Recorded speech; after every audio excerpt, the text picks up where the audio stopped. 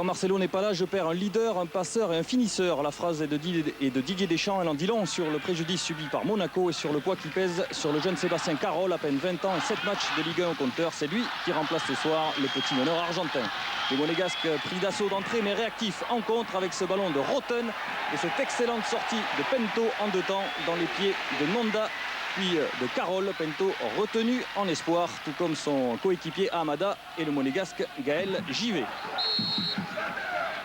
Mais le pressing Bastiais se poursuit sur coup de pied arrêté avec ce corner de Gourvenec. Un ballon tendu au premier poteau et Cédric Uras qui surgit pour l'ouverture du score. Mais vous l'avez entendu, Monsieur Layek a sifflé et va refuser le but du défenseur Bastiais pour cette charge dans le dos du grec Zikos.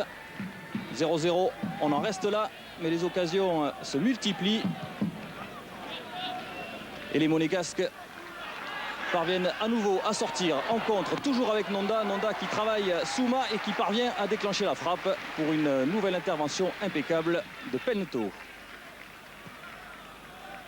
Monaco qui a laissé passer l'orage lors de cette première demi-heure et qui parvient à mieux maîtriser la rencontre en utilisant la largeur, notamment avec Julie et Roten. Mais les Bastiais reviennent à la charge. Et sur ce bon centre d'Amada, c'est Gourvenec qui déclenche la reprise à l'entrée de la surface de réparation. Il faut une intervention multiple des défenseurs monégasques sur la ligne pour garder un score vierge. Ça chauffe devant les buts de Tony Silva et Bastia qui poursuit. Amada qui récupère ce ballon et qui déclenche la frappe dans un angle fermé. Ça n'est pas terminé, récupération de Maurice. Mais ça ne donnera rien derrière. 0-0 à la pause, on en reste là. Gérard Gilly fait passer sa défense à 4. Lui, tout heureux de retrouver Didier Deschamps avant la rencontre. Il avait été son entraîneur au début des années 90 à Marseille puis à Bordeaux. Scénario identique en début de deuxième période. Toujours les Bastiais à l'attaque avec Jeunechamp côté droit. Un centre à destination de Maurice, la tête et le but de Florian Maurice. Mais un but à nouveau refusé par Monsieur Layek. Vous allez voir fort justement car Florian Maurice, emporté par son élan, a commis la faute, l'irréparable. Il a mis la main pour propulser ce ballon au fond de la cage. Il avait déjà été averti en première période et il est à nouveau exclu dans cette rencontre. Lui qui était déjà sorti sur carton rouge lors de la première journée ici à Furiani face à Lens. Les contestations de Cyril Jeunechamp et de ses partenaires n'y feront rien. Bastia se retrouve à 10 et le temps monte sérieusement sur la pelouse. Échauffouré devant les bancs de touche, tout le monde y participe. C'est la confusion générale sur le terrain. Ça dure près de 5 minutes avant que le jeu ne reprenne. Mais l'ambiance est électrique à Furiani.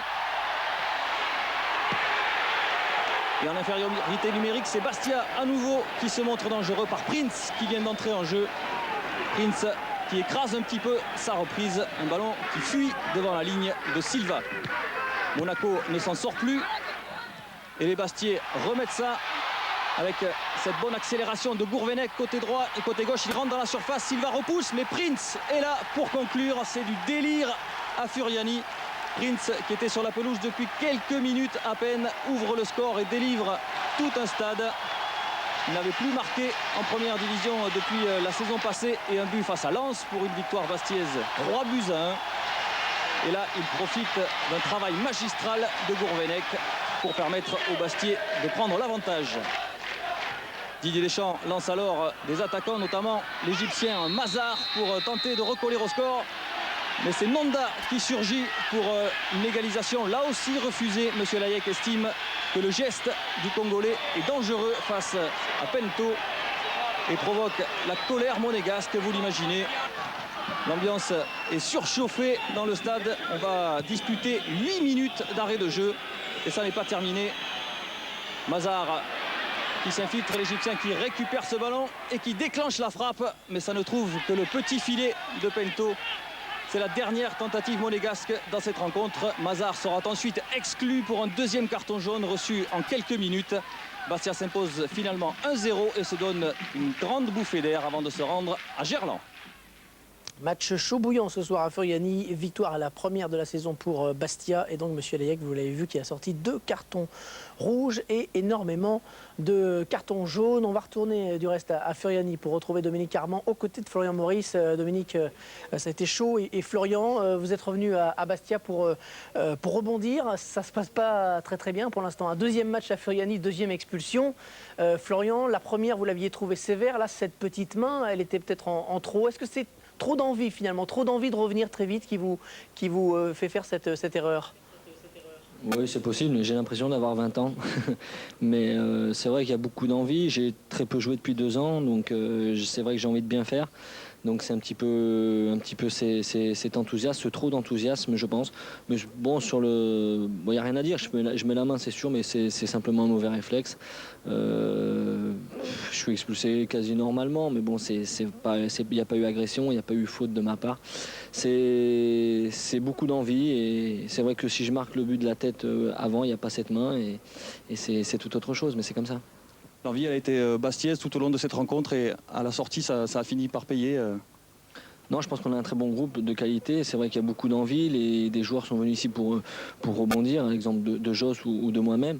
Donc on a très envie de bien faire. En plus, on est très aidé par notre public. Il y a de la qualité aussi dans l'équipe. Il n'y a pas que des combattants. Et je pense qu'on peut faire quelque chose de très bien dans ce championnat. Alors vous l'imaginez, la joie bastiaise était immense à l'issue de cette rencontre et elle est proportionnelle à la déception, parfois même à l'écœurement du côté monégasque. On écoute Didier Deschamps particulièrement dépité. Je dirais pas grand-chose. Si je viens après un match ou avant, j'aime bien parler du football. Je pense que les images parlent d'elles-mêmes ce soir.